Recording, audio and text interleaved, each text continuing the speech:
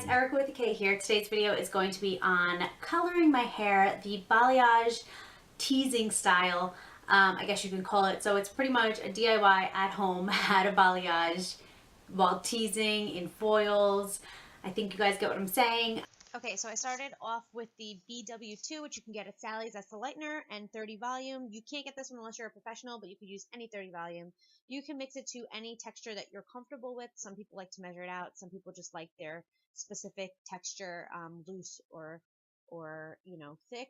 And now that I have bangs, you're going to want to, if you have bangs, you're going to want to part them out of this because you don't really want to color bangs. You don't want to do balayage on bangs because then they're going to look really weird and they're going to stick out like sore thumbs. So you don't want to do that. Then you want to start with sectioning the hair. So I'm sectioning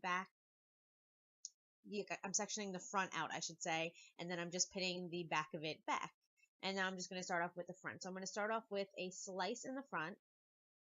And then this whole process is teasing. So you're going to tease the hair up, and then you could decide if you want to foil the front like that, or if you want to just put that whole slice right in a foil.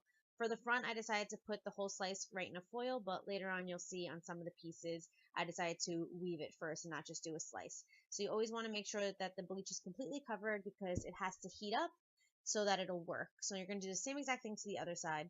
Just going to put the foil in, put the bleach on it, and what you don't want to have any harsh lines. So you kind of want to like make sure the top is like blended nicely. You don't want it to be like a sharp line when you take out the bleach and see like lines of demarcation. You don't want that.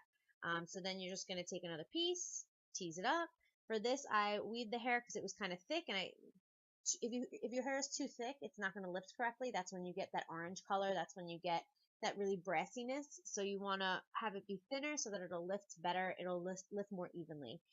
So for these pieces that are a little bit thicker, I decided to tease it up, then weave, then do the foil. But everything is always your preference. You should really weave because you want it to look like natural. You don't want it to look harsh.